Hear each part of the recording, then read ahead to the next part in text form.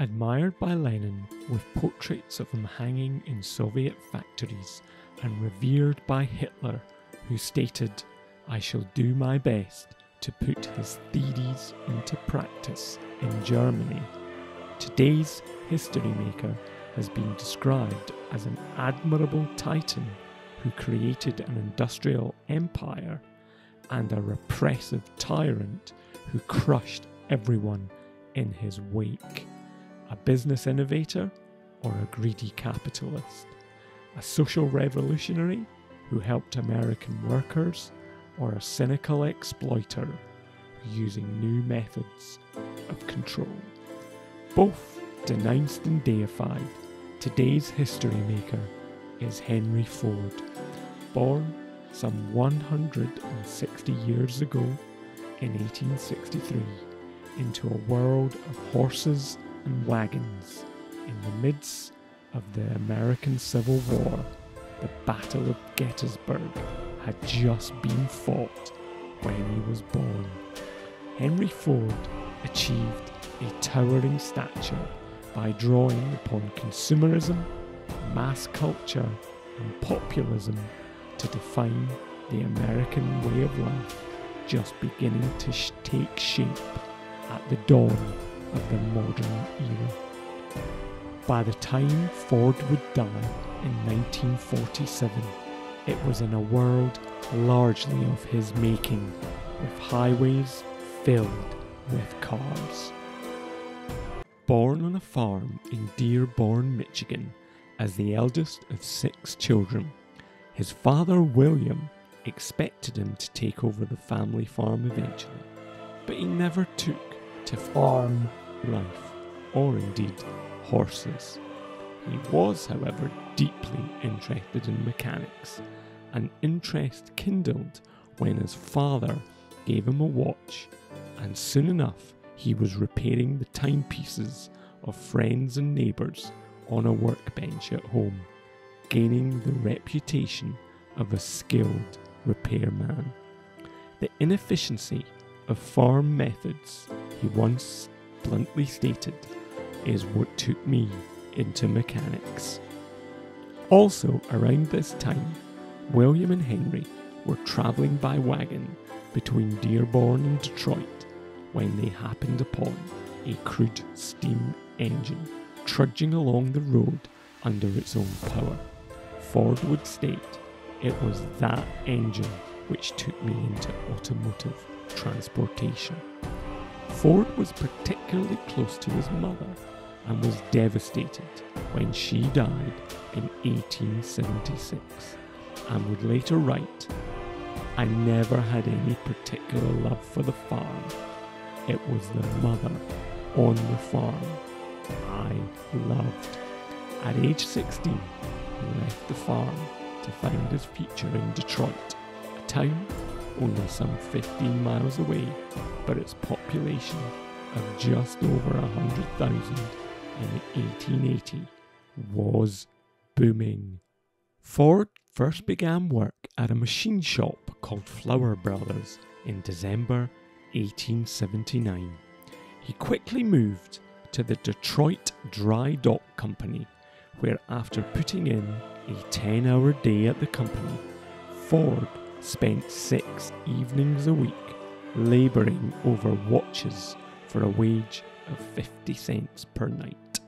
He always looked back fondly at this time and considered it where he received his basic mechanical training.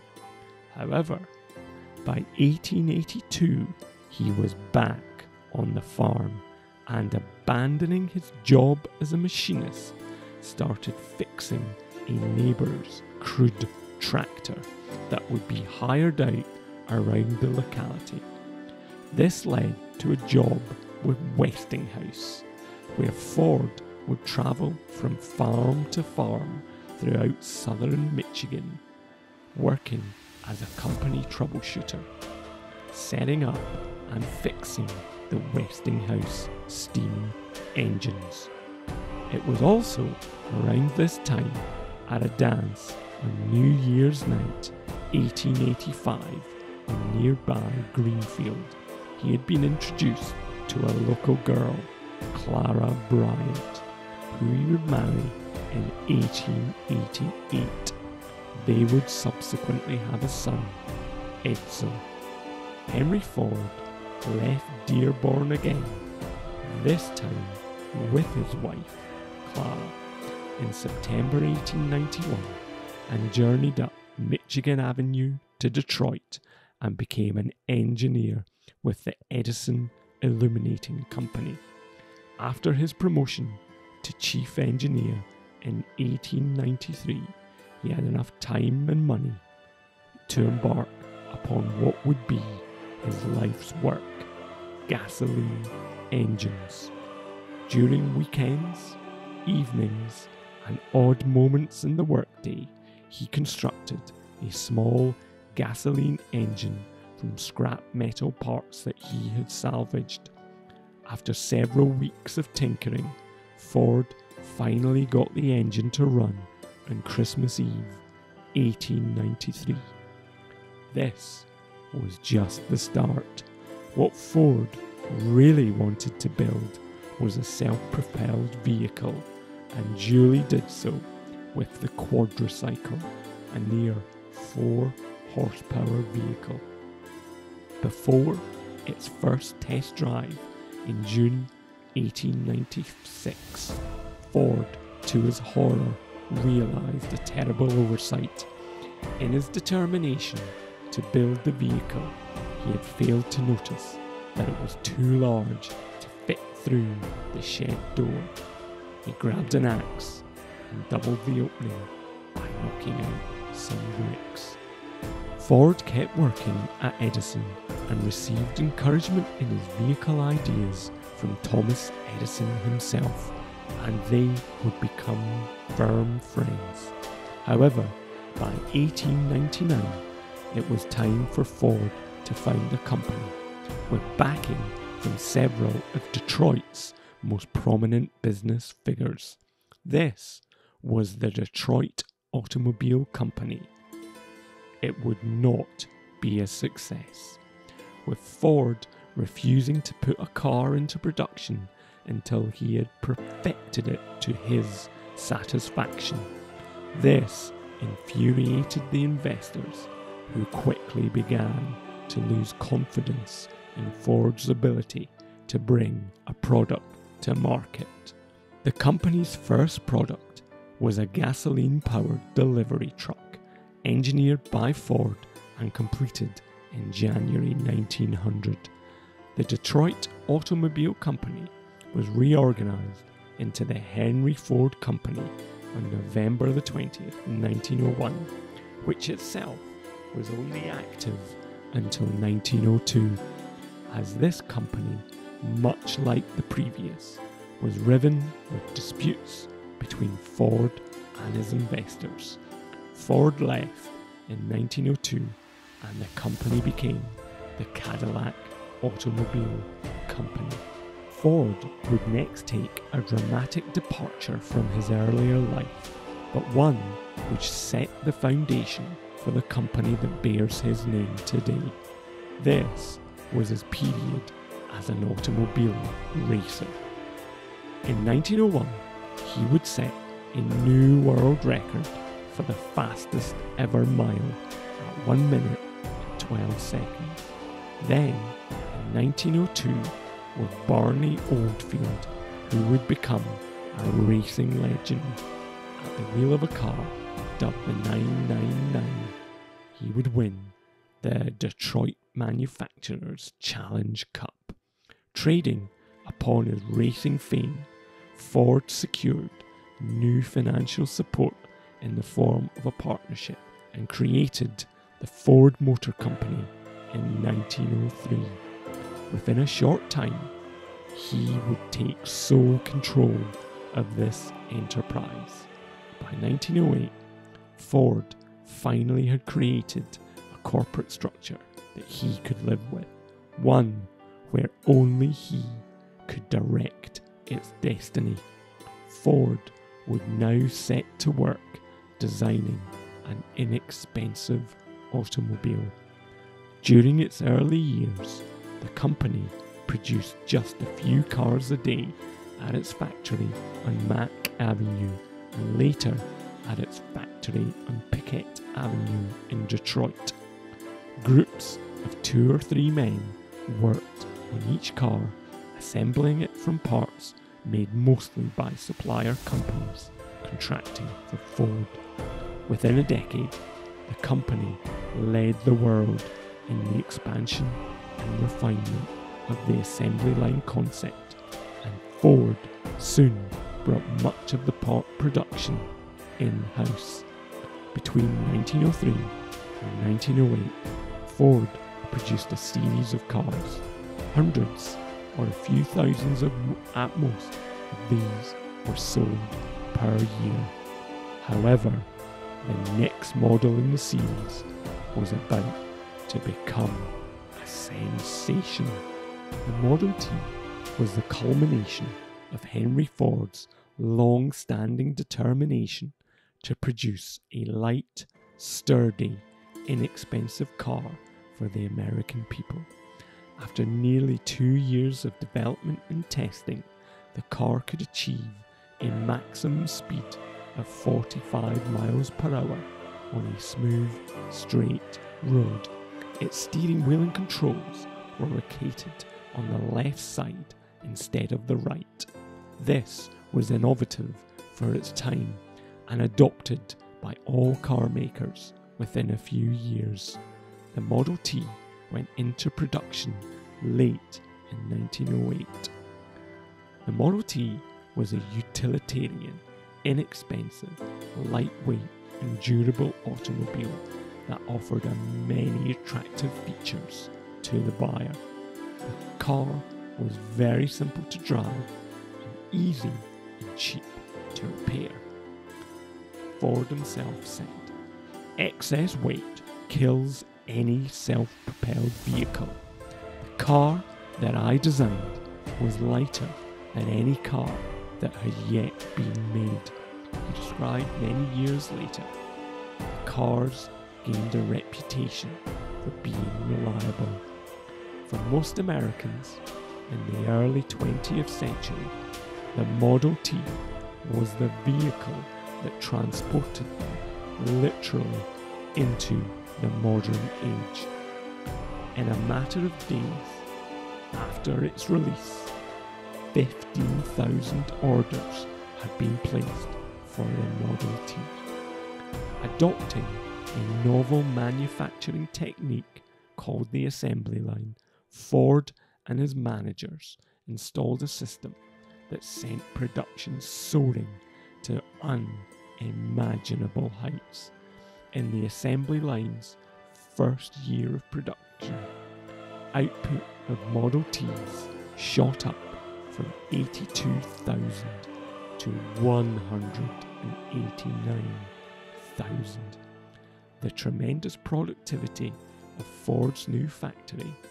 By 1913, this single plant was responsible for half of the entire automobile output of the United States. By 1916, output stood at 585,000. In 1921, Ford produced 1 million automobiles. By 1923, 2 million. The first step forward in assembly came when we began taking the work to the men instead of the men to the work. Thanks to the efficient assembly line, the price of the Model T would fall from $825 in 1909 to just $260 in 1925. This is the equivalent in today's prices of going from nearly $27,000 to just over $4,000. It's no wonder Model T will go on to sell 15 million units, only being surpassed for total volume 1972. Ford was a pioneer of welfare capitalism and astonished the world in 1914 by offering $5 per day, $150 in today's money, which more than doubled the rate of most of his workers. The move proved extremely profitable. Instead of constant employee turnover, the best mechanics in Detroit flocked to Ford, raising productivity and lowering training costs. In addition to raising his workers' wages, Ford also introduced a new reduced work week in 1926.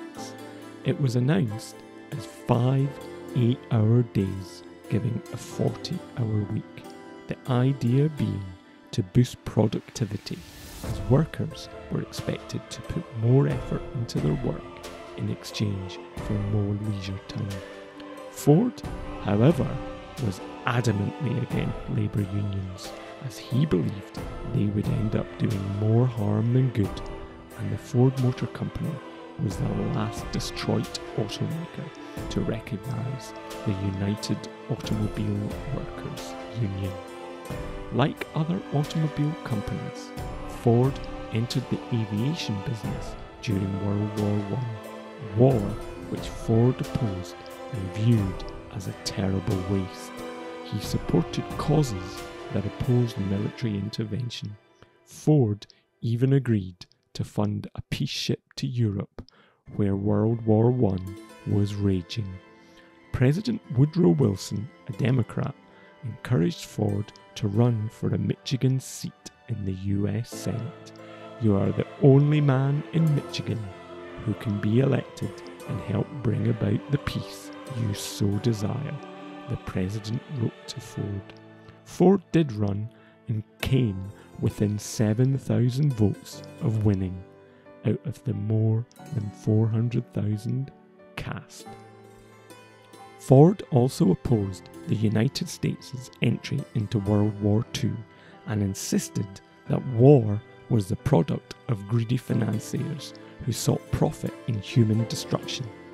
This was clearly fed by his anti-Semitism, and in July 1938, the German consul in Cleveland gave Ford, on his 75th birthday, the award of the Grand Cross of the German Eagle, the highest medal Nazi Germany could bestow on a foreigner.